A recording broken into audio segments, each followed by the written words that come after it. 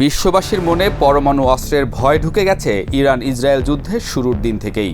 খামেনির বিপক্ষে নেতানিয়াহুর সাথে ট্রাম্পের প্রকাশ্য অবস্থান সেই ভয়কেই আরও দ্বিগুণ করে তুলছে। অনেকেই স্মরণ করছেন দ্বিতীয় বিশ্বযুদ্ধের ভয়াবহতার ঘটনা।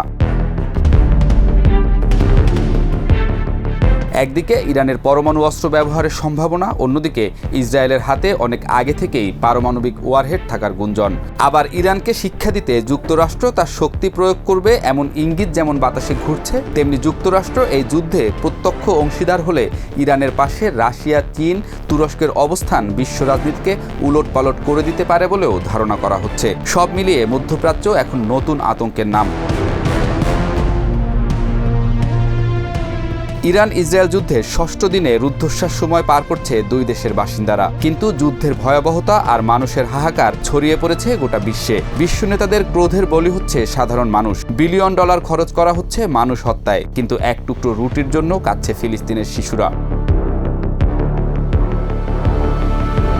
তবুও গোটা মধ্যপ্রাচ্য জুড়ে বাজছে যুদ্ধের দামামা। এই মুহূর্তে ইরান মধ্যপ্রাচ্যের সবচেয়ে বড় ও বৈচিত্র্যপূর্ণ ব্যালিস্টিক মিসাইল অস্ত্রাগারের অধিকারী, যা আঞ্চলিক নিরাপত্তার ভারসাম্যে গুরুত্বপূর্ণ ভূমিকা পালন করছে। যুদ্ধ বিশ্লেষকদের অনেকেই ধারণা করছেন ইরানের কাছে ৩,০০০-এরও বেশি ব্যালিস্টিক মিসাইল রয়েছে, যা অন্য যে কোনো আঞ্চলিক শক্তির চেয়ে বেশি। ইসরায়েলি গোয়েন্দা তথ্য অনুযায়ী ইরানের লক্ষ্য হল তার অস্ত্রাগার ৩,০০০ থেকে ৮,০০০ মিসাইলে উন্নীত করা।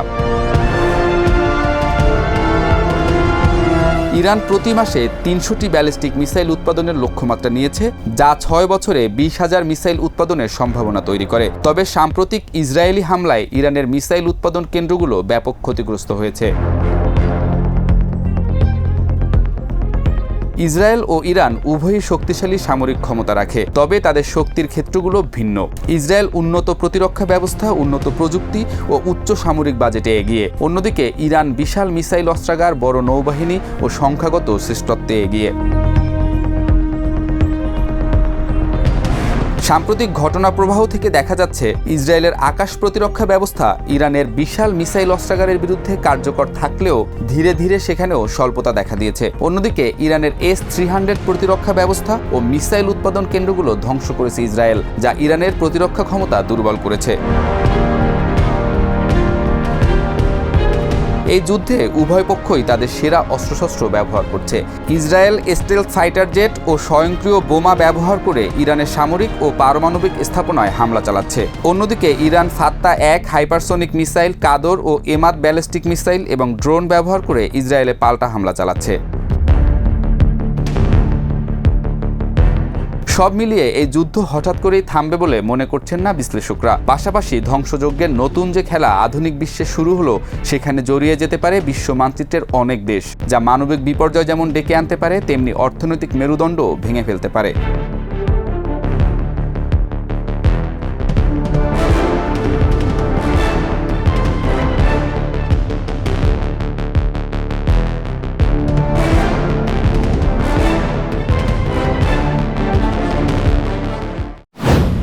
ইরানের মোকাবেলায় ক্রমেই চ্যালেঞ্জের মুখোমুখি হতে যাচ্ছে ইসরায়েল। দেশটি ইরানের হামলা ঠেকাতে খুব দ্রুতই প্রতিরক্ষা ক্ষেপণাস্ত্র সংকটে পড়তে যাচ্ছে। আগামী ১০ থেকে ১২ দিনের মধ্যেই ইসরায়েলের প্রতিরক্ষা শক্তি ফুরিয়ে যেতে পারে। বুধবার ওয়াল স্ট্রিট জার্নালের বরাতে টাইমস অফ ইসরায়েলের এক প্রতিবেদনে এ তথ্য জানানো হয়েছে। মঙ্গলবার ওয়াশিংটন পোস্টের এক প্রতিবেদনে মার্কিন ও ইসরায়েলি গোয়েন্দা সূত্রের বরাতে বলা হয়েছে, ইরানের বর্তমান হামলার হারে ইসরায়েল তার বিমান প্রতিরক্ষা ব্যবস্থা ১০ থেকে ১২ দিন পর্যন্ত টিকিয়ে রাখতে পারবে। এরপর তাদের মার্কিন যুক্তরাষ্ট্রের কাছ থেকে অস্ত্রভান্ডার পুনরায় পূরণ বা যুদ্ধে আরও সরাসরি সহায়তার প্রয়োজন হবে। সূত্রটি জানিয়েছে, এই সপ্তাহের শেষের দিকেই ইসরায়েলকে নির্বাচন করতে হবে তারা কোন ধরনের ক্ষেপণাস্ত্রগুলো ঠেকাতে চায়। তিনি বলেন, প্রতিরক্ষা ব্যবস্থা ইতিমধ্যেই অতিরিক্ত চাপের মুখে রয়েছে। প্রতিবেদনে আরও বলা হয়েছে, ইসরায়েল ইতিমধ্যে কিছু ক্ষেপণাস্ত্র খোলা এলাকায় পড়তে দিচ্ছে। যেসব ক্ষেপণাস্ত্র জনবসতিহীন স্থানে আঘাত হানবে সেগুলো তারা ছেড়ে দিচ্ছে। বড় ধরনের ক্ষেপণাস্ত্র হামলার মুখে জনবহুল এলাকা বা গুরুত্বপূর্ণ অবকাঠামো লক্ষ্য করে ছোড়া সব ক্ষেপণাস্ত্র ঠেকাতে তারা ব্যর্থ হয়েছে। אנחנו ערוכים ומוכנים לכל תרחיש כגון התרחיש שמאחוריי. এই প্রতিবেদনের বিষয়ে ইসরায়েলের পক্ষ থেকে কোনো মন্তব্য পাওয়া যায়নি। ইসরায়েল প্রতিরক্ষা বাহিনী আইডিএফ ওয়াল স্ট্রিট জার্নালকে জানিয়েছে তারা যে কোনো পরিস্থিতি মোকাবিলার জন্য প্রস্তুত ও সক্ষম, তবে অস্ত্র সংক্রান্ত বিষয়ে কোনো মন্তব্য করেনি ইসরায়েল। এর আগে মার্কিন এক কর্মকর্তা ইরানের সঙ্গে টানা 4 দিনের যুদ্ধে ইসরায়েল দ্রুত গতিতে তাদের ব্যালিস্টিক ক্ষেপণাস্ত্র প্রতিরোধী ইন্টারসেপ্টর ব্যবহার করেছে। এই পরিস্থিতিতে ইসরায়েল ও যুক্তরাষ্ট্রের ক্ষেপণাস্ত্র প্রতিরক্ষা মজুদ ক্রমশ কমছে। প্রতিবেদনে বলা হয়েছে যুক্তরাষ্ট্র সরকারের কিছু মহলে উদ্বেগ রয়েছে যে ইরানের উপর সরাসরি মার্কিন হামলা হলে ইসরায়েলের বিরুদ্ধে আরও বড় পাল্টা হামলা হতে পারে। এতে যুক্তরাষ্ট্রের বিশ্বব্যাপী ক্ষেপণাস্ত্র ইন্টারসেপ্টরের মজুদ ভয়ানক মাত্রায় হ্রাস পেতে পারে বলে সতর্ক করেছেন ওই কর্মকর্তা। চলমান এই সংঘাতের সব সমীকরণ পাল্টে দিতে পারে একটি বোমা, যেটি আছে সামরিক শক্তিধর যুক্তরাষ্ট্রের হাতে। সামরিক বিশেষজ্ঞরা মনে করছেন এই পরিস্থিতিতে একটি নির্দিষ্ট অস্ত্রের সম্ভাবনা যুদ্ধের সমীকরণকে সম্পূর্ণ বদলে দিতে পারে। কিন্তু কি সেই গেম চেঞ্জার বোমা? They come and they check and they say, is the National Guard going to be there? পারমাণবিক শক্তিতে বলীয়ান হয়ে ওঠা ইরান তার পারমাণবিক স্থাপনা এবং অন্যান্য গুরুত্বপূর্ণ সামরিক অবকাঠামো মাটির গভীরে নির্মাণ করেছে, যা ঐতিহ্যবাহী বোমা দিয়ে ধ্বংস করা কঠিন। কিন্তু সেই স্থাপনাগুলো ধ্বংস হতে পারে এমন বোমাও তৈরি আছে মার্কিনীদের কাছে। The only thing too late is power. Power's too late. 30,000 pound বা 13,500 কেজি ওজনের GBU-57 MOP হিসেবে পরিচিত এই বোমাকে পারমাণবিক নয়, তবে বিশ্বের বৃহত্তম হিসেবে বিবেচনা করা হয়। এই বিস্ফোরক শুধু যুক্তরাষ্ট্রের কাছেই রয়েছে, যেটি তারা এখনও ইসরায়েলকে ব্যবহার করতে দেয়নি। এই বোমা বহন করতে সক্ষম সেই বিমানও শুধু যুক্তরাষ্ট্রের হাতেই রয়েছে। B-2 স্পিরিট বোম্বার দিয়ে এই বোমা বহন ও নিক্ষেপ করা যায়। এটি একসঙ্গে 2টি বোমা নিয়ে উঠতে সক্ষম। GBU-57 বোমা দৈর্ঘ্যে 6 মিটার, ভূপৃষ্ঠের নিচে 60 মিটার বা 200 ফুট পর্যন্ত ভেদ করে আঘাত করতে পারে বোমাটি। এটি মূলত সুইয়ের মতো কাজ করে। ভূপৃষ্ঠে আঘাত করার পর একটি নির্দিষ্ট দূরত্বে গিয়ে তারপর এটি বিস্ফোরিত হয়। বাংকার ভেদ করে আঘাত করতে পারে বলে এটাকে বাংকার ব্লাস্টারও বলা হয়। সেন্টার ফর নিউ আমেরিকান সিকিউরিটির ফেলো কার্টন হেলিক বলেন, এ ধরনের বোমাকে ঢালাওভাবে বাংকার ব্লাস্টার বলা হয়। এগুলো সাধারণত 2টি কাজ করে। প্রথমত, এটি মাটির গভীরে থাকা স্থাপনার কাছে পৌঁছাতে পারে, যেমন পাহাড়ের নিচে থাকা বাংকার, এবং সাধারণ বোমার মতো এগুলো সঙ্গে সঙ্গে বিস্ফোরিত হয় না। এটি 200 ফুট গভীরে গিয়ে তারপর বিস্ফোরিত হয়। তবে এরকম 2টি বোমাও ইরানের মাটির নিচে পরমাণু কেন্দ্রে সফলভাবে আঘাত করে সেটা ধ্বংস করতে পারবে কিনা তার কোনো নিশ্চয়তা নেই বলে জানান কার্লটন। এই আলোচনা উঠে এলো কারণ তেহরানের দক্ষিণে ফোর্দো পরমাণু কেন্দ্র। এই কেন্দ্র পাহাড়ের অন্তত 80 মিটার দূরত্বে অবস্থিত বলে ধারণা করা হয় এবং এখানে পরমাণু অস্ত্র তৈরি করা হয় বলে মনে করা হয়। הפגיעות שפגענו באיראן היום לאורך היום יש להם השפעה על ההתנהלות האיראנית. ইসরায়েল খুব করে চায় ইরানের এই পারমাণবিক কেন্দ্র ধ্বংস করতে, তবে তাদের হাতে যে মিসাইল বা বোমা রয়েছে তা দিয়ে এটি ধ্বংস করা অসম্ভব বলে জানিয়েছেন বিশেষজ্ঞরা।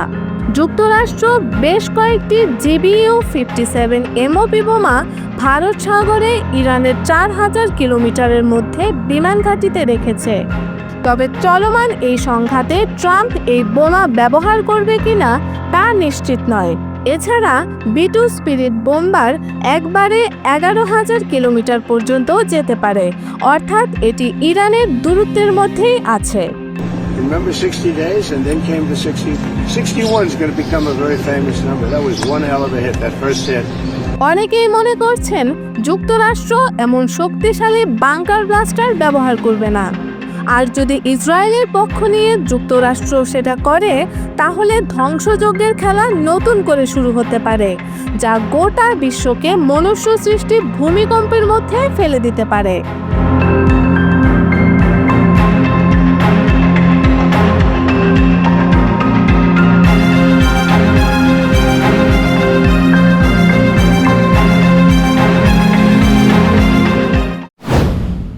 ইরান ইসরায়েল চলমান যুদ্ধে সামরিক হস্তক্ষেপ নিয়ে যুক্তরাষ্ট্রকে সতর্ক করেছে রাশিয়া।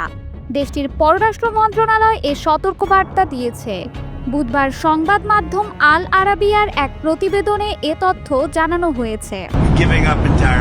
রুশ পররাষ্ট্র মন্ত্রণালয় জানিয়েছে, আমরা ইসরায়েলকে সরাসরি সামরিক সহায়তা দেওয়ার বিরুদ্ধে যুক্তরাষ্ট্রকে সতর্ক করছি। কেবল সহযোগিতা নয়, সেটার চিন্তা করতেও না করা হয়েছে। সংবাদ মাধ্যম দ্য গার্ডিয়ানের এক প্রতিবেদনে বলা হয়েছে, বুধবার রাশিয়ার উপপররাষ্ট্রমন্ত্রী সের্গেই রিয়াবকভ সতর্ক করে বলেছেন, ইসরায়েলকে সরাসরি মার্কিন সামরিক সহায়তা মধ্যপ্রাচ্যের পরিস্থিতিকে অস্থিতিশীল করে তুলতে পারে। Remember 60 days and then came the 60. 61 is going to become a very famous number. That was one hell of a hit, that first hit. Interfax সংবাদ সংস্থা রিয়াবকভকে উদ্ধৃত করে জানিয়েছে, রাশিয়া ইসরায়েলকে এই ধরনের সহায়তা প্রদানের বিরুদ্ধে, এমনকি বিবেচনা করার বিরুদ্ধেও মার্কিন যুক্তরাষ্ট্রকে সতর্ক করেছে। তিনি বলেছেন, মস্কো ইসরায়েল এবং ইরান উভয়ের সাথেই যোগাযোগ রাখছে। এর আগে মঙ্গলবার রাতে ইরান সম্পর্কিত বেশ কয়েকটি বিবৃতি দিয়েছেন ট্রাম্প। এতে তিনি কোথায় খামেনি লুকিয়ে রয়েছেন তা শনাক্ত করার দাবি করেছেন। ট্রাম্প লিখেছেন, তিনি একটি সহজ লক্ষ্যবস্তু, কিন্তু সেখানে নিরাপদে আছেন।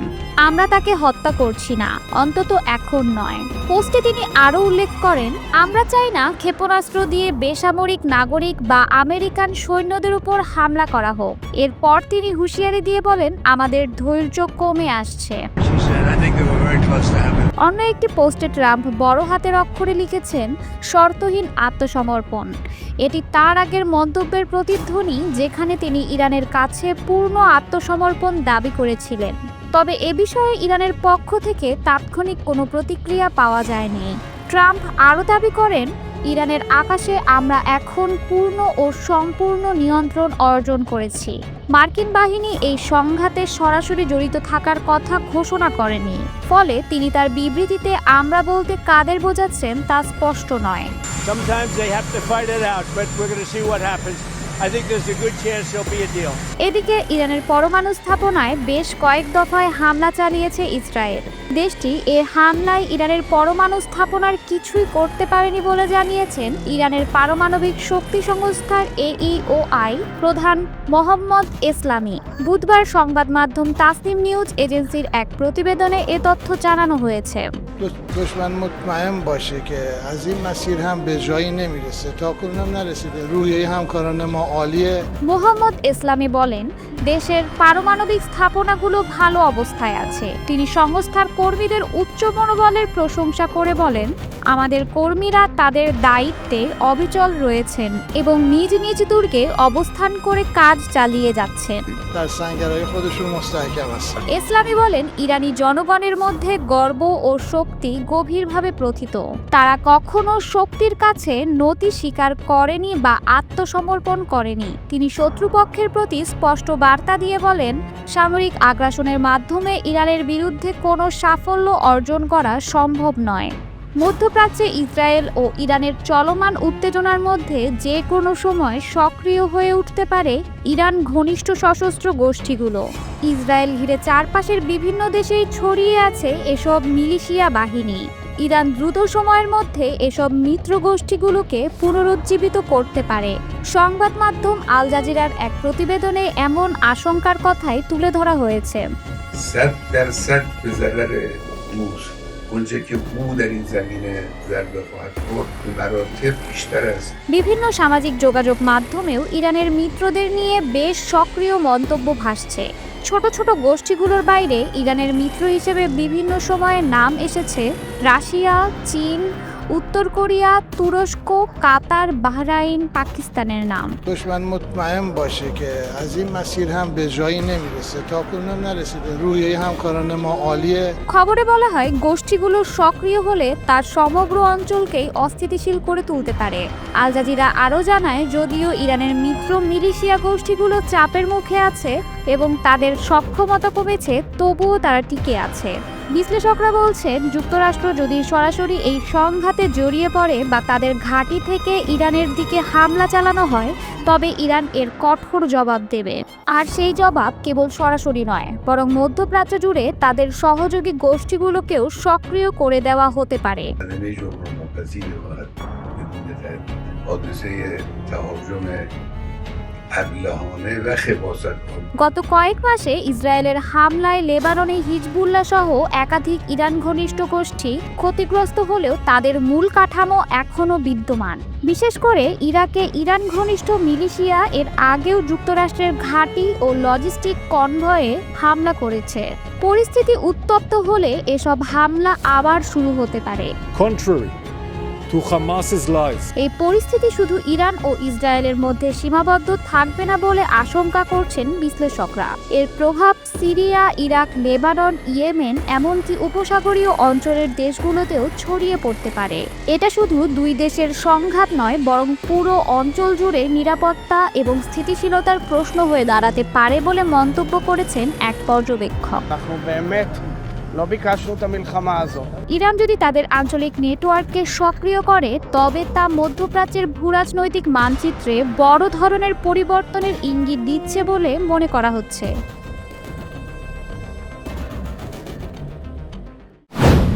It ended on the first night, yes. Is it too late now? Really, nothing's Make too a deal late. with The only thing too late is Powell. মার্কিন প্রেসিডেন্ট ডোনাল্ড ট্রাম্প সাম্প্রতিক প্রেস কনফারেন্সে ইরানে হামলার বিষয়ে বেশ রহস্যজনক কথা বলেছেন। তার মন্তব্য মধ্যপ্রাচ্যের কঠিন পরিস্থিতিকে আরও জটিল করে তুলেছে।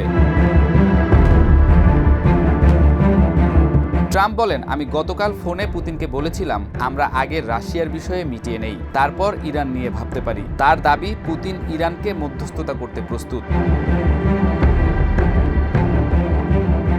সাংবাদিকদের একাধিক প্রশ্নের মুখোমুখি দাঁড়িয়ে ট্রাম্প কখনো কৌশলী, কখনো কঠোর, কখনো দ্ব্যর্থহীন বার্তা দিয়েছেন ইরানের পারমাণবিক স্থাপনায় আক্রমণ, আলোচনার সম্ভাবনা এবং আঞ্চলিক কূটনীতি প্রসঙ্গে।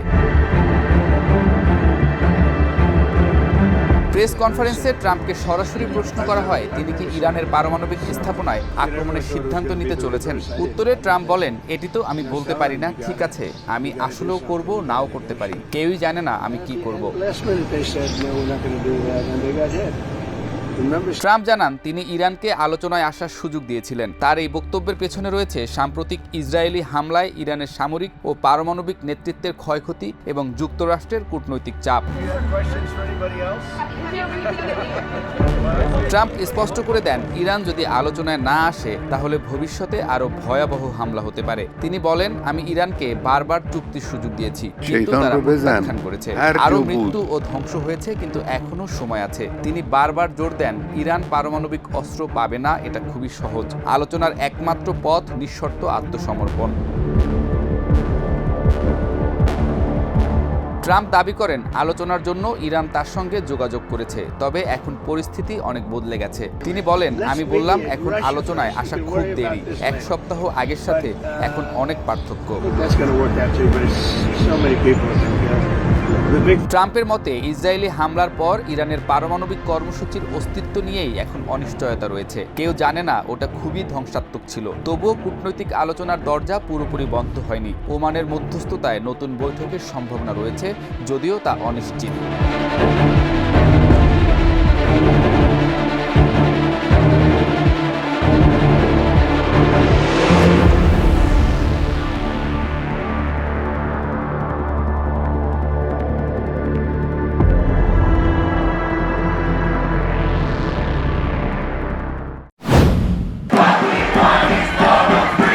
консолидация общества вокруг политического руководства страны. Iran cannot have a nuclear weapon. I've been saying it for a long time.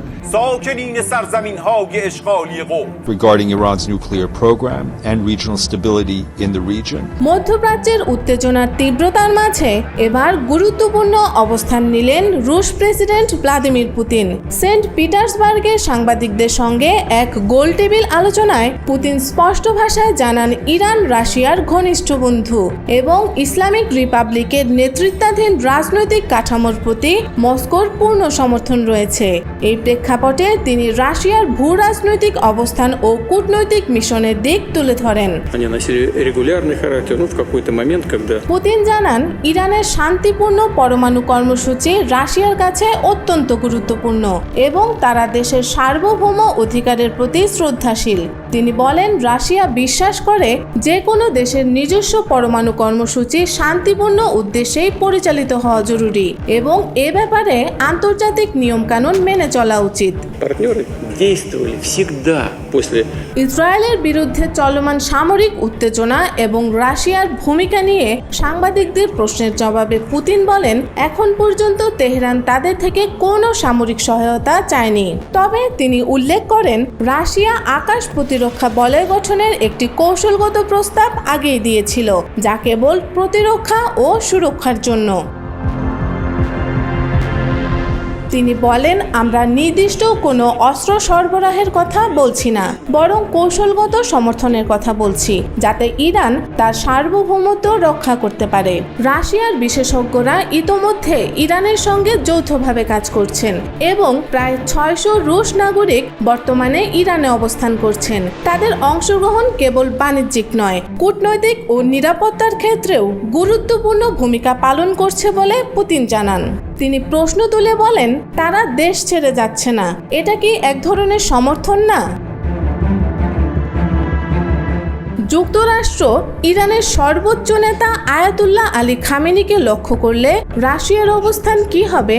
সাংবাদিকদের এমন প্রশ্ন পুতিন কূটনৈতিক ভাষায় এড়িয়ে যান। তিনি বলেন এমন কোনো বিষয় আলোচনা করা এখন প্রাসঙ্গিক নয় এবং এ ধরনের সম্ভাবনা নিয়ে কথা বলা রুশ সরকারের বর্তমান নীতির সঙ্গে সাংঘর্ষিক। পুতিন ইরানের রাজনৈতিক কাঠামো ও সমাজ ব্যবস্থার প্রতি রাশিয়ার শ্রদ্ধাও ব্যক্ত করেন। ইরানের ইসলামিক রিপাবলিক সরকার দেশের জনগণের একক প্রতিনিধি এবং রাশিয়া সেটিকে সম্মান করে বলে মন্তব্য করেন পুতিন। মধ্যপ্রাচ্যে উত্তেজনার ফলে যুক্তরাষ্ট্র সক্রিয় ভূমিকা গ্রহণ করবে কিনা এমন প্রশ্নের জবাবে পুতিন বলেন সব পক্ষের উচিত শত্রুতা বন্ধ করে কূটনৈতিক আলোচনার মাধ্যমে সমাধান খোঁজা। তিনি আরও যোগ করেন একটি টেকসই চুক্তি হতে হবে যা ইরানের শান্তিপূর্ণ পরমাণু কর্মসূচির অধিকার রক্ষা করবে এবং একই সঙ্গে ইসরায়েলের নিরাপত্তার উদ্বেগও প্রশমিত করবে। I say it very simply, Iran can't have a nuclear weapon. Too much devastation. এই বার্তার মাধ্যমে পুতিন স্পষ্ট করে দেন রাশিয়া শুধুমাত্র ইরানের সাথে থাকার কথা বলছে না, বরং মধ্যপ্রাচ্যের সংঘাত সমাধানে সক্রিয় মধ্যস্থতাকারী ভূমিকা গ্রহণের প্রস্তুতিও রয়েছে। তিনি জানান আমরা ইতোমধ্যে তেহরান, তেল আবিব ও ওয়াশিংটনের সঙ্গে আমাদের প্রস্তাবনা নিয়ে আলোচনা শুরু করেছি যাতে পারস্পরিক অবিশ্বাস দূর হয় এবং শান্তি প্রতিষ্ঠিত হয়। বিশ্লেষকরা মনে করছেন পুতিনের এই বক্তব্য শুধু কূটনৈতিক মন্তব্য নয়, বরং রাশিয়ার ভবিষ্যৎ কৌশলগত অবস্থানের প্রতিফলন। তারা বলছেন রাশিয়া এখন মধ্যপ্রাচ্যে নিরপেক্ষ থেকে ধীরে ধীরে একপেশে অবস্থান নিচ্ছে, যা পরবর্তীতে আঞ্চলিক ও বৈশ্বিক ভূ রাজনীতিতে গুরুত্বপূর্ণ পরিবর্তন আনতে পারে।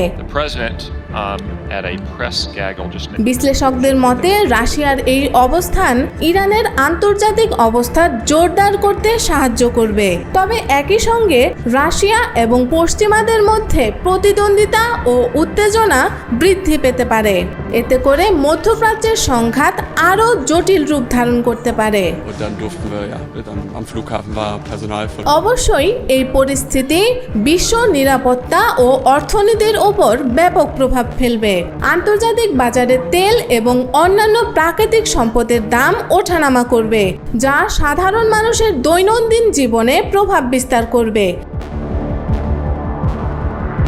পুতিনের বক্তব্য একটি কূটনৈতিক সংকেত নয় মাত্র, এটি মধ্যপ্রাচ্যের ভবিষ্যৎ গঠন ও আন্তর্জাতিক স্থিতিশীলতার জন্য একটি গুরুত্বপূর্ণ সূচক হিসাবে বিবেচিত হচ্ছে। I strongly appeal to all to avoid any further internationalization of the conflict.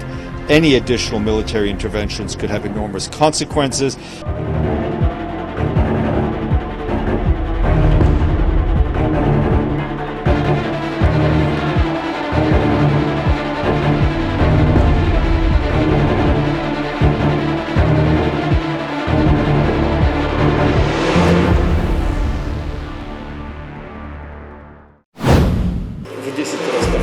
Iran can't have a nuclear weapon. Was it always a Iran Israel যুদ্ধ যখন ক্রমেই ভয়াবহ রূপ নিচ্ছে, তখন আন্তর্জাতিক মঞ্চে এক নতুন চমক। চীন রাশিয়ার পর এবার ইরানের পক্ষে সরাসরি অবস্থান নিল পরমাণু শক্তিধর দেশ উত্তর কোরিয়া।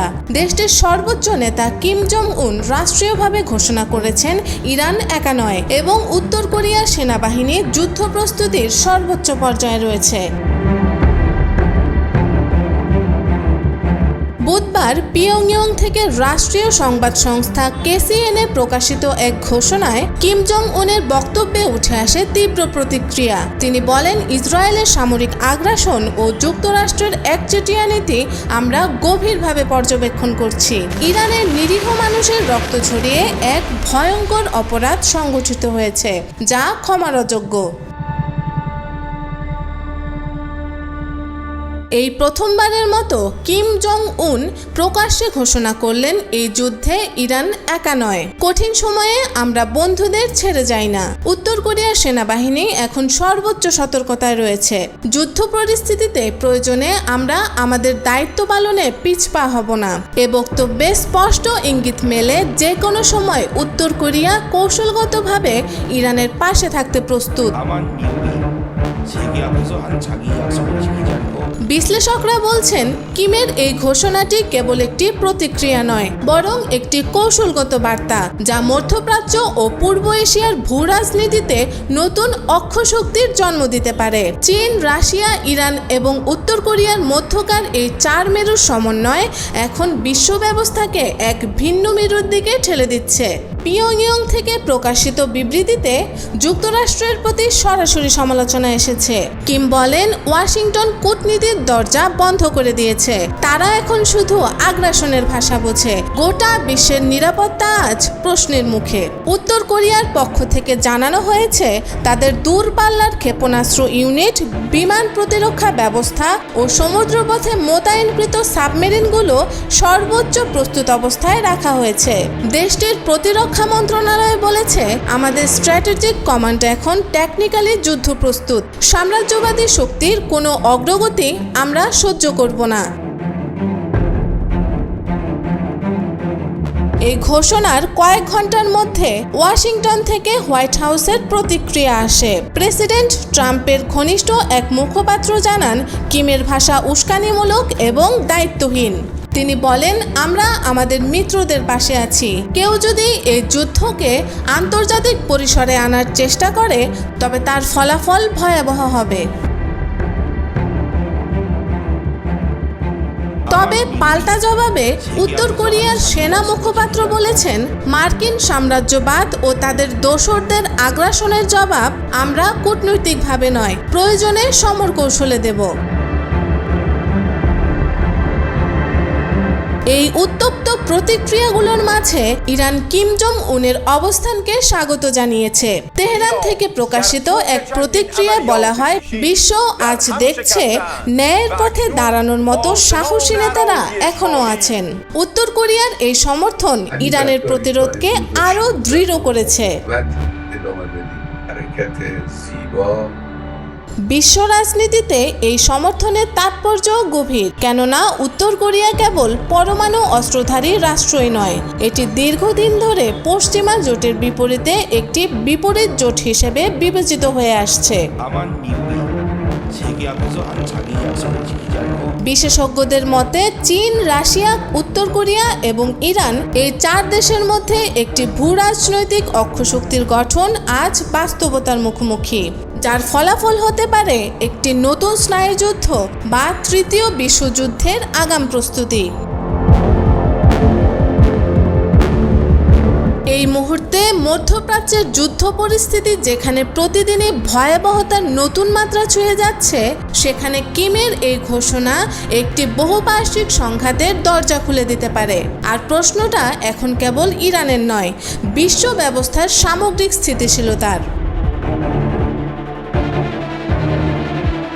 শেষ পর্যন্ত এই সমর্থন কতটা বাস্তবায়িত হবে তা ভবিষ্যতের বিষয়। তবে এটুকু নিশ্চিত, ইরানকে কূটনৈতিকভাবে কোণঠাসা করার প্রচেষ্টা এখন বড় ধরনের প্রতিবন্ধকতার মুখে পড়েছে, কারণ পরমাণু শক্তিধর এক অপ্রত্যাশিত মিত্র এখন তার পাশে।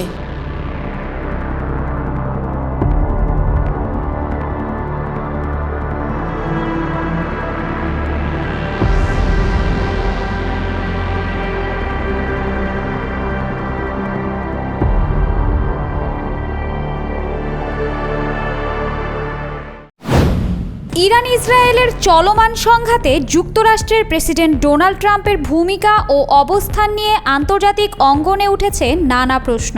ট্রাম্প প্রকাশ্যে কূটনীতির কথা বললেও তার বিবৃতিতে পাওয়া যাচ্ছে সামরিক হস্তক্ষেপের ইঙ্গিত। গত বুধবার কাতার ভিত্তিক সংবাদ মাধ্যম আল জাজিরার ইরান ইসরায়েল সংঘাতে ট্রাম্পের অবস্থান নিয়ে একটি প্রতিবেদন প্রকাশিত হয়। Nuclear weapons being in the hands of Iran. আল জাজিরার ওই প্রতিবেদনে বলা হয়, গত বৃহস্পতিবার সামাজিক মাধ্যম ট্রুথ সোশ্যালে দেওয়া এক পোস্টে ট্রাম্প বলেছিলেন, আমরা কূটনৈতিক সমাধানে প্রতিশ্রুতিবদ্ধ। কিন্তু মাত্র 14 ঘন্টা পর ইসরায়েল যখন ইরানের ওপর হামলা শুরু করে, তখন ট্রাম্প লেখেন, ইরানকে 60 দিনের সময়সীমা দেওয়া হয়েছিল চুক্তির জন্য এবং সেই সময়সীমা শেষ হয়ে গেছে। He said I was going back home to make a ceasefire. রবিবার আবার ট্রাম্প বলেন, ইসরায়েল ও ইরানকে একটি চুক্তিতে আসতে হবে যেখানে মধ্যস্থতাকারীর ভূমিকায় থাকবেন তিনি। অথচ সোমবার G7 সম্মেলন ছেড়ে কানাডা থেকে ফিরে আসার সময় ট্রাম্পের বার্তা ছিল অনেকটাই ভিন্ন। তিনি বলেন, ইরান পারমাণবিক অস্ত্র পেতে পারবে না, সবার এখনই তেহরান ছেড়ে যাওয়া উচিত। Therefore you may have to fight and maybe it'll end very quickly. মার্কিন প্রেসিডেন্টের এই পরস্পর বিরোধী বার্তা বিশ্লেষকদের মধ্যে বিভ্রান্তি তৈরি করেছে। অনেকের মনে প্রশ্ন উৎপন্ন হয়েছে যে যুক্তরাষ্ট্র কি এই হামলায় জড়িত? ট্রাম্প নিজে অবশ্য এর উত্তর নিয়ে আবারও সবার সামনে উপস্থিত হন। গত রবিবার রাতে তিনি বলেন, যুক্তরাষ্ট্রের হামলার সঙ্গে কোনো সম্পর্ক নেই। ইরানে ইসরায়েলের হামলায় যোগ দেবেন কিনা এমন প্রশ্নের উত্তরে ট্রাম্প বলেন, আমি ইরানে হামলা করতেও পারি, নাও করতে পারি। তিনি আরও বলেন, আমি কি করতে চলেছি তা কেউই জানে না। কিন্তু তিনি বলেন, আমি এটি বলতে পারি যে ইরান খুবই সমস্যায় আছে, তারা হোয়াইট হাউসে বসে আলোচনা করতে চায়। তবে আর্মস কন্ট্রোল অ্যাসোসিয়েশনের পরিচালক কেলসি ডেভেনপোর্ট মনে করেন, ট্রাম্প কূটনৈতিক প্রচেষ্টার সময় সামরিক হস্তক্ষেপের বিরোধিতা করেছেন। তিনি বলেন, ইসরায়েল হয়তো কূটনৈতিক সমাধানের সম্ভাবনায় ভয় পেয়েছিল এবং সেটি তাদের স্বার্থের পরিপন্থী মনে হয়েছে।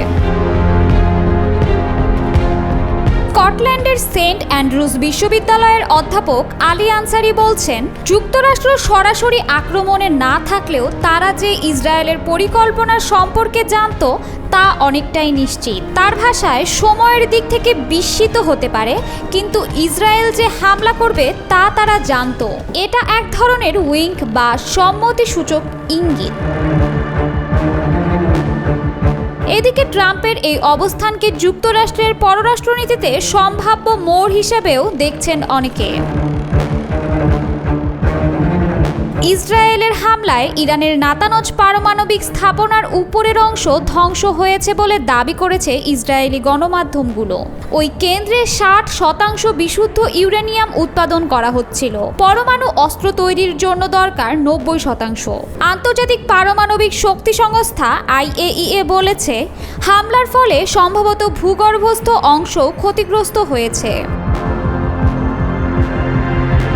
তবে ফর্দো নামের আরও একটি গোপন পারমাণবিক স্থাপনা যা পাহাড়ের ভেতরে অবস্থিত তা রয়ে গেছে অক্ষত। বিশ্লেষকরা বলছেন এসব ভূগর্ভস্থ স্থাপনায় হামলার জন্য ইসরায়েলকে যুক্তরাষ্ট্রের সহায়তা প্রয়োজন। যুক্তরাষ্ট্রের ম্যাসিভ অর্ডিন্যান্স পেনিট্রেটর নামের 30,000 পাউন্ড ওজনের বোমাটি ইসরায়েলের হাতে নেই। And the ballistic missile threat to Israel. And as we achieve our objectives, সেই পরিপ্রেক্ষিতে শুক্রবার যুক্তরাষ্ট্র মধ্যপ্রাচ্যে বিপুল সংখ্যক রিফুয়েলিং এয়ারক্রাফট মোতায়েন করেছে, পাঠিয়েছে ইউএসএস নিমিৎজ বিমানবাহী রণতরী, ঘোষণা করেছে আরও যুদ্ধবিমান পাঠানোর। কলম্বিয়া বিশ্ববিদ্যালয়ের অধ্যাপক রিচার্ড নেফিউ বলেন, ট্রাম্প সবসময় বিজয়ীদের পক্ষে থাকতে চান। ইসরায়েলকে তিনি এখন বিজয়ী ভাবছেন, তাই হয়তো তার অবস্থান এমন। আনসারির মতে ট্রাম্প এই পরিস্থিতিতে নিজেকে গৌরব ভাগিদার হিসেবে প্রতিষ্ঠা করতে চাইতে পারেন, তবে একই সঙ্গে তিনি মনে করেন এই হুমকি ইরানকে আলোচনার টেবিলে ফিরিয়ে আনতে পারে। এদিকে মার্কিন সিনেটর টিম কেইন কংগ্রেসে একটি ওয়ার পাওয়ার্স রেজুলেশন উত্থাপন করেছেন। সেখানে বলা হয়েছে ইরানের বিরুদ্ধে যে কোনো সামরিক পদক্ষেপ নিতে কংগ্রেসের অনুমোদন আবশ্যক। তিনি বলেন, যুক্তরাষ্ট্রের স্বার্থে নয় এমন কোনো যুদ্ধের সঙ্গে যুক্ত হওয়া উচিত নয়। 2015 সালে ওবামার আমলে স্বাক্ষরিত জেসিপিওএ চুক্তির মাধ্যমে পারমাণবিক কর্মসূচির নিয়ন্ত্রণে আনা সম্ভব হয়েছিল, কিন্তু ট্রাম্প 2018 সালে যুক্তরাষ্ট্রকে ওই চুক্তি থেকে সরিয়ে নেন। এরপর ইরান তাদের ইউরেনিয়াম সমৃদ্ধকরণের মাত্রা আরও বাড়াতে থাকে। 2023 সালে ফর্দো স্থাপনায় পাওয়া গেছে 83.7% বিশুদ্ধ ইউরেনিয়াম। রিচার্ড নেফিউ বলেন, চুক্তি বাতিল করাই আজকের সংকটের ভিত্তি তৈরি করেছে। সামরিক পথ বেছে নিলে অন্যান্য দেশও মনে করে নিরাপত্তা নিশ্চিত করতে তাদেরও হয়তো পারমাণবিক অস্ত্র দরকার। ইরান ইসরায়েল সংঘাত ট্রাম্পের ভূমিকা নিয়ে বিতর্ক ক্রমেই গভীর হচ্ছে। কূটনীতি নাকি সামরিক শক্তি? মার্কিন প্রেসিডেন্টের এই দোদুল্যমান অবস্থান বিশ্বকে আরও বড় সংঘাতের দিকে নিয়ে যেতে পারে বলেই মনে করছেন বিশ্লেষকরা। এখন দেখার হোয়াইট হাউস আবার কোন পথে হাঁটে।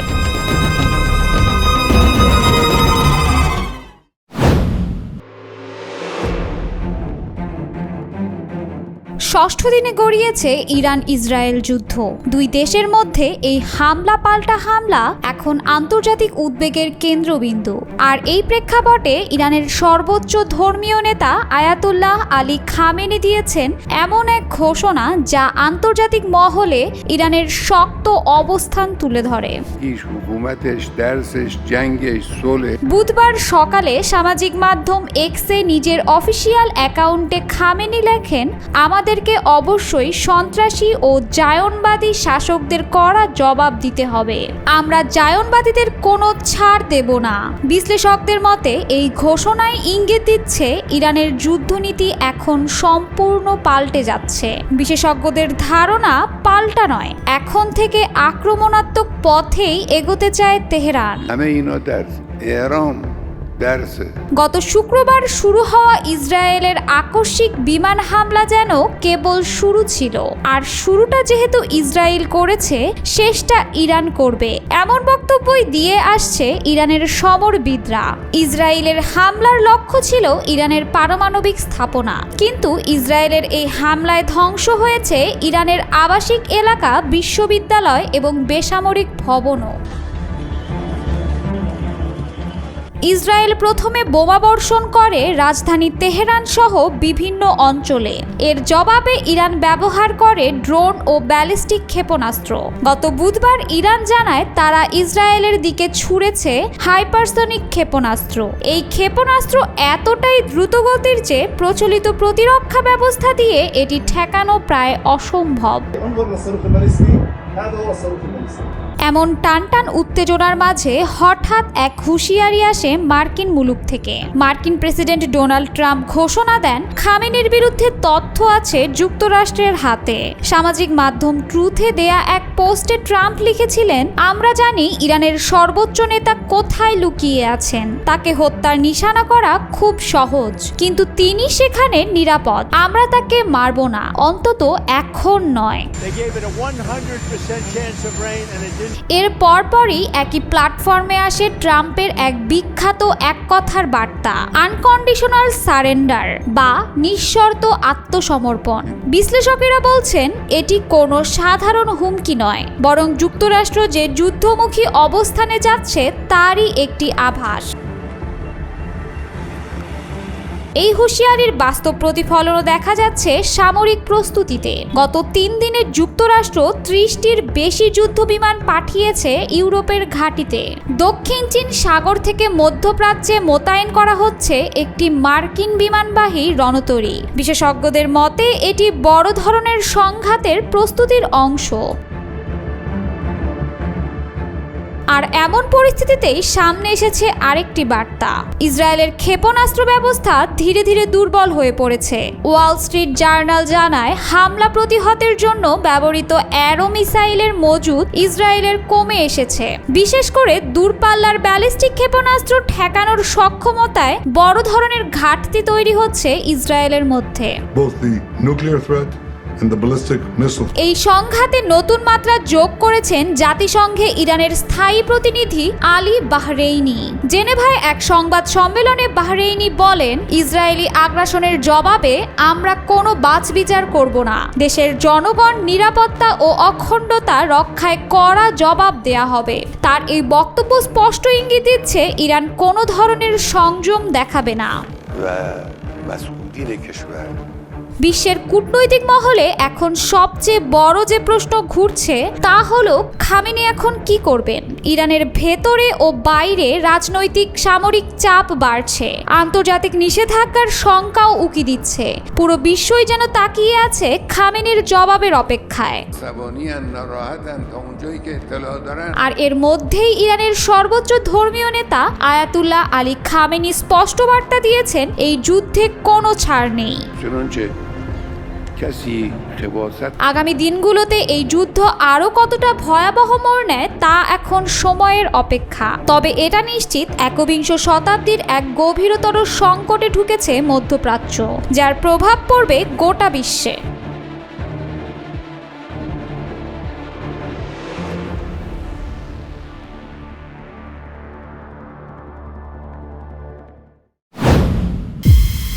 ইসরায়েল ও ইরানের মধ্যকার যুদ্ধের উত্তেজনা আজ আরও এক ধাপ এগিয়ে গেল। ইরানি ক্ষেপণাস্ত্র হামলায় ইসরায়েলের সোরোকা মেডিকেল সেন্টার ক্ষতিগ্রস্ত হওয়ার পর এবার সরাসরি ইরানের সর্বোচ্চ নেতা আয়াতুল্লাহ আলী খামেনিকে হত্যার হুমকি দিলেন ইসরায়েলের প্রতিরক্ষা মন্ত্রী ইসরায়েল কাটজ। বার্তা সংস্থা এএফপি জানায়, তেল আবিবের কাছে হোলন শহরের সাংবাদিকদের সঙ্গে কথা বলার সময় ইসরায়েলি প্রতিরক্ষা মন্ত্রী এই হুমকি দেন। কাটজ বলেন, খামেনি তার প্রতিনিধিদের মাধ্যমে সব সময় ইসরায়েল ধ্বংসের পরিকল্পনা করে আসছেন। এ ধরনের ব্যক্তি যিনি আমাদের ধ্বংস করতে চায় তার আর বেঁচে থাকার অধিকার নেই। তাকে থামানোই এখন আমাদের অভিযানের অংশ। এমন একজন মানুষকে আর বেঁচে থাকার সুযোগ দেয়া যায় না। এর আগে ইরানের রাষ্ট্রীয় গণমাধ্যম জানায়, সকালে ক্ষেপণাস্ত্র হামলার মূল লক্ষ্য ছিল সোরোকা হাসপাতালের পাশের একটি সামরিক স্থাপনা, হাসপাতাল নয়। সমালোচকরা বলছেন, খামেনিকে হত্যার হুমকির পর ইসরায়েলে ইরানের হামলার তীব্রতা আরও বেড়েছে, যদিও ইসরায়েল ইরানকে ছেড়ে কথা বলছে না। ইসরায়েল শুরু থেকেই ইরানের শাসন পরিবর্তনের ইঙ্গিত দিয়ে আসছে। প্রধানমন্ত্রী বেনিয়ামিন নেতানিয়াহু গত শুক্রবার ইরানে বিমান হামলা শুরুর পর ইংরেজিতে এক ভিডিও বার্তায় বলেছিলেন, এই অভিযান ইরানিদের স্বাধীনতার পথে সহায়ক হবে। ইসরায়েলি আক্রমণকে কেন্দ্র করে পাল্টা প্রতিক্রিয়া জানিয়েছেন যুক্তরাষ্ট্রের প্রেসিডেন্ট ডোনাল্ড ট্রাম্পও। গত মঙ্গলবার সামাজিক মাধ্যম ট্রুথ সোশ্যালে পোস্ট করে তিনি ইঙ্গিত দেন, আমরা এখনই তাকে সরাচ্ছি না, তবে আমাদের ধৈর্য ফুরিয়ে আসছে। ট্রাম্পের এমন স্পষ্ট মন্তব্যের মাত্র ঘণ্টাখানেক পর ইরানের সর্বোচ্চ নেতা আয়াতুল্লাহ খামেনি ইসরায়েলের বিরুদ্ধে পূর্ণমাত্রায় যুদ্ধ শুরুর ঘোষণা দেন। এদিকে দেশ জুড়ে চলমান হামলা ও অর্থনৈতিক চাপের মধ্যে জাতির উদ্দেশ্যে ভাষণ দিয়েছেন ইরানের প্রেসিডেন্ট মাসুদ পেজেশকিয়ান।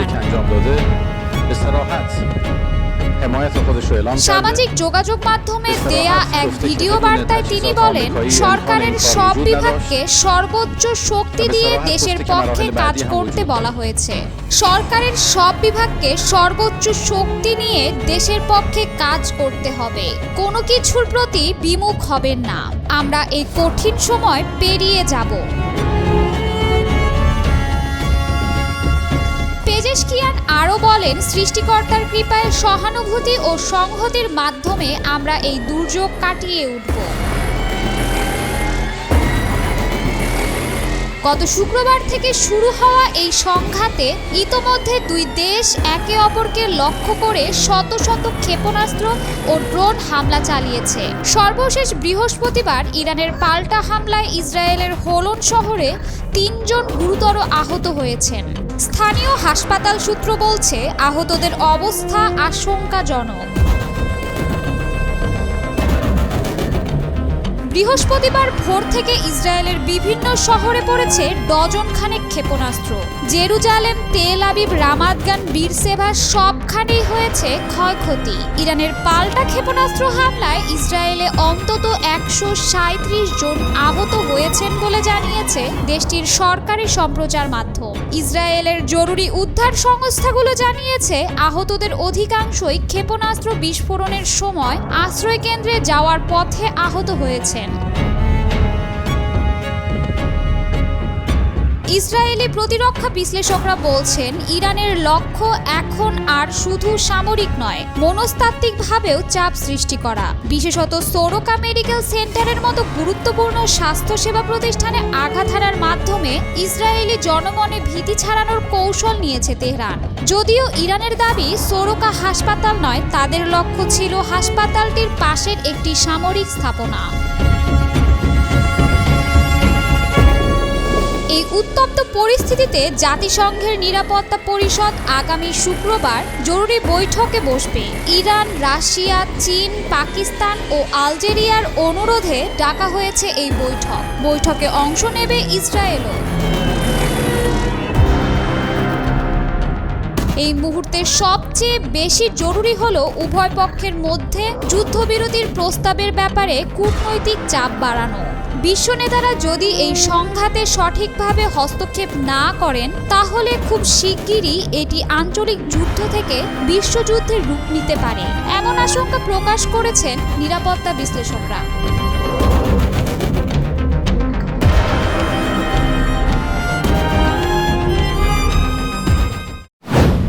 পরস্পর হামলা পাল্টা হামলায় সপ্তম দিনে পৌঁছেছে ইরান ইসরায়েল সংঘাত। পারমাণবিক স্থাপনা, সামরিক ঘাঁটি ও বেসামরিক এলাকায় চালানো একের পর এক হামলায় রক্তাক্ত হয়ে উঠেছে মধ্যপ্রাচ্য। মৃত্যুর মিছিলে যোগ হচ্ছে নতুন নতুন নাম, আর বিশ্বজুড়ে বাড়ছে উদ্বেগ।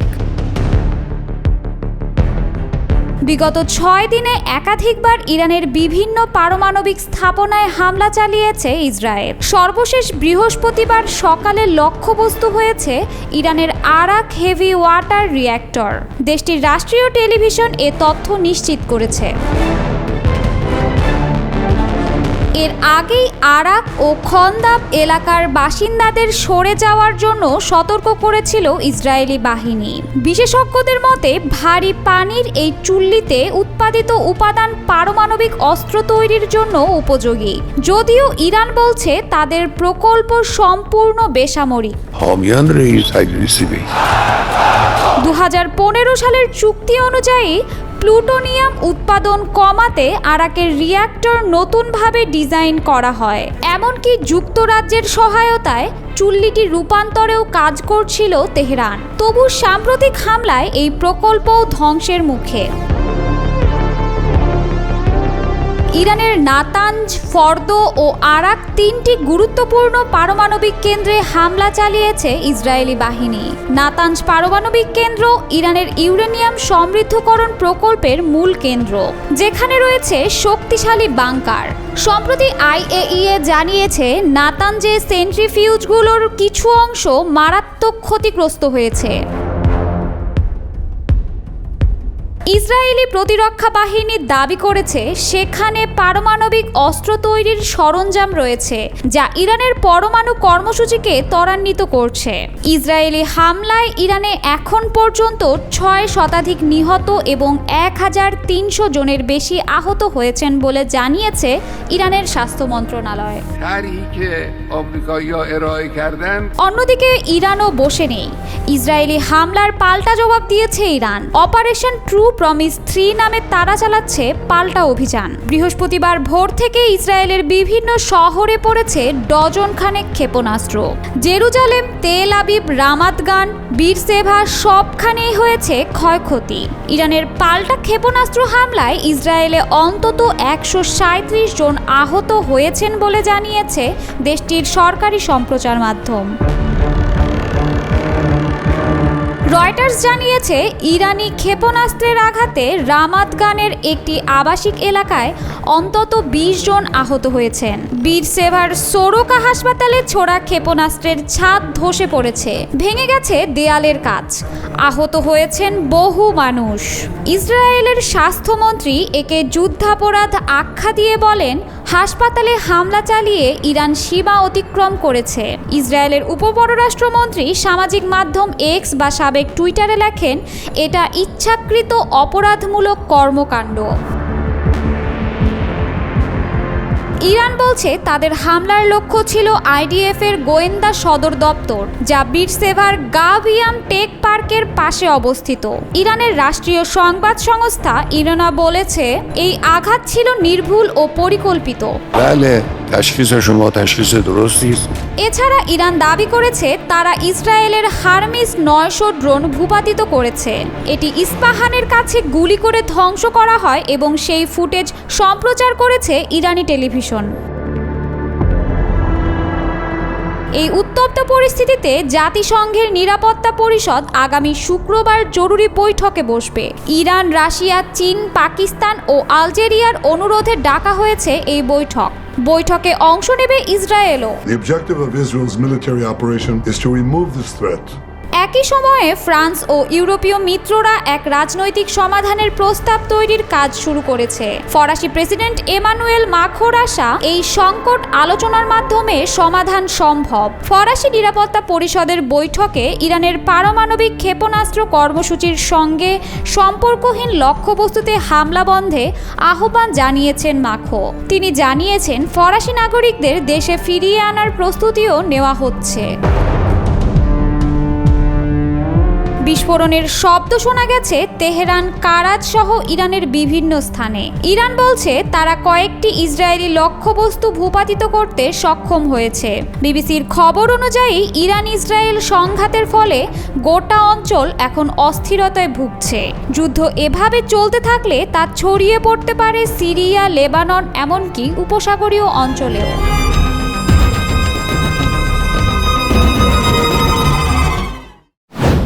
سیاست‌های مبرزانه‌ای که امروز در دنیا علیه ملت‌ها به کار می‌رود. سعی می‌شود مسائل مربوط به فلسطین به فراموشی سپرده. زنا نباید از مسئله فلسطین منصرف بشه. ইরানের সর্বোচ্চ ধর্মীয় নেতা হিসেবে আয়াতুল্লাহ আলী খামেনি প্রায় 4 দশক ধরে পারস্য উপসাগরীয় অঞ্চলে সুন্নি রাষ্ট্রগুলোকে প্রতিপক্ষ হিসেবে শিয়া অধ্যুষিত ইরানকে এক আঞ্চলিক শক্তিতে পরিণত করেছেন। একই সঙ্গে যুক্তরাষ্ট্র ও ইসরায়েলের প্রতি আপোষহীন বৈরিতাও বজায় রেখেছেন। এ সময় দেশে একাধিকবার গণবিক্ষোভ হলেও তা কঠোর হাতে দমন করেছেন তিনি। مقابل خود رژیم صهیونیستی بایستن. ইসলামিক প্রজাতন্ত্র ইরানের প্রতিষ্ঠাতা ও ক্যারিশমেটিক নেতা আয়াতুল্লাহ রুহুল্লাহ খোমেনির উত্তরসূরি হিসেবে প্রথম দিকে আয়াতুল্লাহ আলী খামেনিকে দুর্বল ও অনুপযুক্ত মনে করা হয়েছিল। তবে সময়ের সঙ্গে সঙ্গে ক্ষমতার হ্রাস দৃঢ়ভাবে নিজের হাতে নিয়েছেন তিনি। এখন তিনি ইরানের সর্বোচ্চ ও চূড়ান্ত সিদ্ধান্ত গ্রহণকারী ব্যক্তি। ক্ষমতায় আসার সময় খামেনির আয়াতুল্লাহ উপাধি ছিল না। রুহুল্লাহ খোমেনির ছায়াতেই তার উত্থান। ধর্মীয় কর্তৃত্ব প্রতিষ্ঠায় তেমন সফল না হলেও দেশের নিরাপত্তা কাঠামোকে শক্তিশালী করে ক্ষমতা সুসংহত করেছেন তিনি।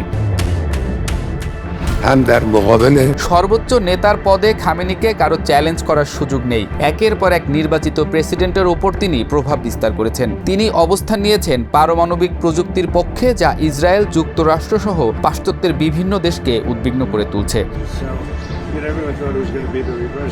তবে ইসরায়েলে 2023 সালের 7 অক্টোবর ফিলিস্তিনি স্বাধীনতাকামী সংগঠন হামাসের হামলার পর থেকে খামেনির আঞ্চলিক প্রভাব হ্রাস পেতে শুরু করেছে। গাজায় হামাস, লেবাননে হিজবুল্লাহ, ইয়েমেনে হুথি ও ইরাকে ইরানপন্থী মিলিশিয়াদের উপর দফায় দফায় হামলা চালিয়েছে ইসরায়েল। এদিকে ইরানের ঘনিষ্ঠ মিত্র সিরিয়ার স্বৈরশাসক বাশার আল আসাদও ক্ষমতা হারিয়েছেন। 86 বছর বয়সী খামেনি 1989 সাল থেকে ইরান শাসন করছেন। নির্বাহী, সামরিক, বিচার বিভাগ সহ রাষ্ট্রের সব শাখার চূড়ান্ত কর্তৃত্ব তার হাতে। নির্বাচিত কর্মকর্তারা দৈনন্দিন প্রশাসনিক কাজ দেখভাল করলেও কোনো গুরুত্বপূর্ণ নীতি, বিশেষ করে যুক্তরাষ্ট্রকে ঘিরে নীতিগত সিদ্ধান্ত খামেনির অনুমতি ছাড়া হয় না।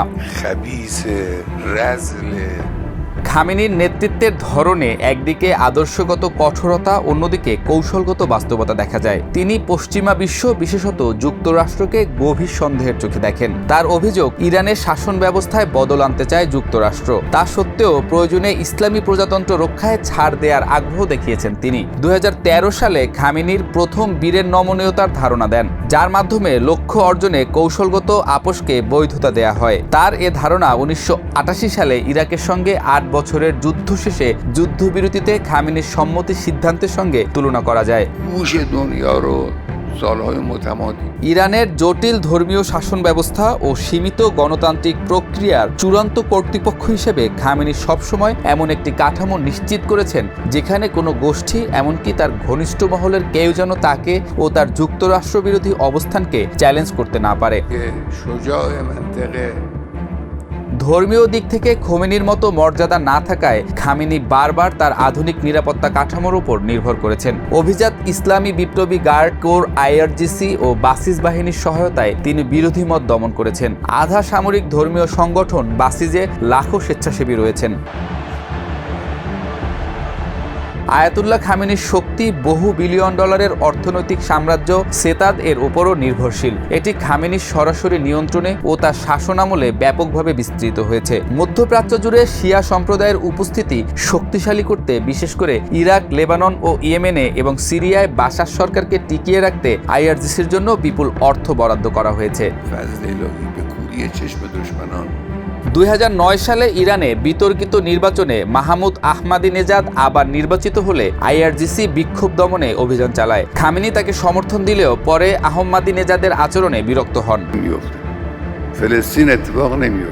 2022 সালে কুর্দি তরুণী মাসা আমিনির মৃত্যুকে ঘিরে শুরু হওয়া বিক্ষোভেও খামেনি কঠোর অবস্থান নেন। বহু আন্দোলনকারীকে গ্রেপ্তার, কারাবন্দী কিংবা কখনো মৃত্যুদণ্ড দেয়া হয়েছে। ইরানের বাইরের গবেষকেরা খামেনিকে একজন গোপন আদর্শবাদী হিসেবে চিত্রিত করেন, যিনি সবসময় বিশ্বাসঘাতকতার আশঙ্কায় থাকেন। 1981 সালে এক হত্যা চেষ্টায় তার ডান হাত আংশিক পক্ষঘাতগ্রস্ত হওয়ার পর থেকে তার মধ্যে এই উদ্বেগ বাড়ে।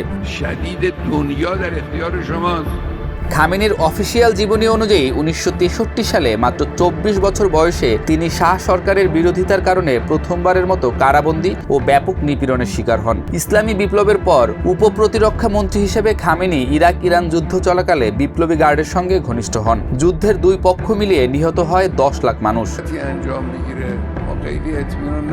পরে রুহুল্লাহর সমর্থনে আয়াতুল্লাহ খামেনি ইরানের প্রেসিডেন্ট নির্বাচিত হন। তবে রুহুল্লাহর মৃত্যুর পর তার উত্তরসূরি হিসেবে তাকে বেছে নেওয়া অনেকের কাছেই অপ্রত্যাশিত ছিল, কারণ তার জনপ্রিয়তা বা ধর্মীয় মর্যাদা ছিল তুলনামূলক কম।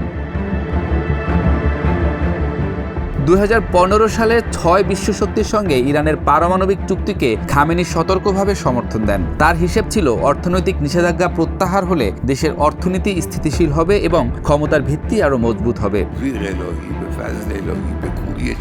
চলতি বছরের মার্চেও খামেনি একই রকম উভয় সংকটে পড়েন। তখন মার্কিন প্রেসিডেন্ট ডোনাল্ড ট্রাম্প জানান তিনি খামেনিকে একটি চিঠি পাঠিয়েছেন নতুন পারমাণবিক চুক্তি নিয়ে আলোচনা করতে এবং হুঁশিয়ারি দিয়েছেন যে কূটনৈতিক প্রচেষ্টা ব্যর্থ হলে সামরিক পদক্ষেপ নেওয়া হবে। তেহরান দাবি করে যে তার পারমাণবিক কর্মসূচি শান্তিপূর্ণ, কিন্তু পশ্চিমা বিশ্ব এটি বিশ্বাস করে না, আর ইসরায়েল এরকম কর্মসূচিকে নিজের অস্তিত্বের জন্য হুমকি বলে মনে করে। 2018 সালে ট্রাম্প প্রথম দফা প্রেসিডেন্ট থাকাকালে ওই চুক্তি থেকে সরে আসেন এবং ইরানের উপর কঠোর নিষেধাজ্ঞা আরোপ করেন। পাল্টা প্রতিক্রিয়ায় ইরান ধীরে ধীরে চুক্তির শর্ত থেকে বেরিয়ে আসতে থাকে। এই পরিস্থিতিতে খামেনির প্রতিক্রিয়া ছিল তার চিরচেনা ভঙ্গিতে, যার কয়েকটি এরকম: যুক্তরাষ্ট্র ও ইসরায়েলের শত্রুতা চিরকালই ছিল। ওরা আমাদের হামলার হুমকি দেয়, যদিও তা খুব সম্ভাব্য বলে মনে করি না। তবে যদি কোনো দুঃসাহস দেখায় উপযুক্ত জবাব পাবে। আর যদি তারা দেশের অভ্যন্তরে বিশৃঙ্খলা সৃষ্টির চক্রান্ত করে, যেমন আগেও করেছে, তবে জনগণই তাদের জবাব দেবে। বিশ্লেষক করিম সাজ্জাদপুর বলেন, ইতিহাসের এক ঘটনায় 1989 সালে ইরানের সর্বোচ্চ নেতা হিসেবে খামেনি নির্বাচিত হন। রুহুল্লাহর অপ্রত্যাশিত ঘটনা একজন দুর্বল প্রেসিডেন্টকে প্রাথমিকভাবে একজন দুর্বল সর্বোচ্চ নেতায় পরিণত করে, কিন্তু পরে সেই দুর্বল নেতাই সেখান থেকে ইরানের ইতিহাসের গত 100 বছরের সবচেয়ে শক্তিশালী 5 নেতার একজনে পরিণত হয়েছেন, আর তার নামই আয়াতুল্লাহ আলী খামেনি। جنایتی که رژیم صهیونیستی در غزه در فلسطین انجام می‌دهد چیزی نیست که قابل صرف نظر کردن باشه. چیزی نیست که قابل صرف نظر کردن باشه.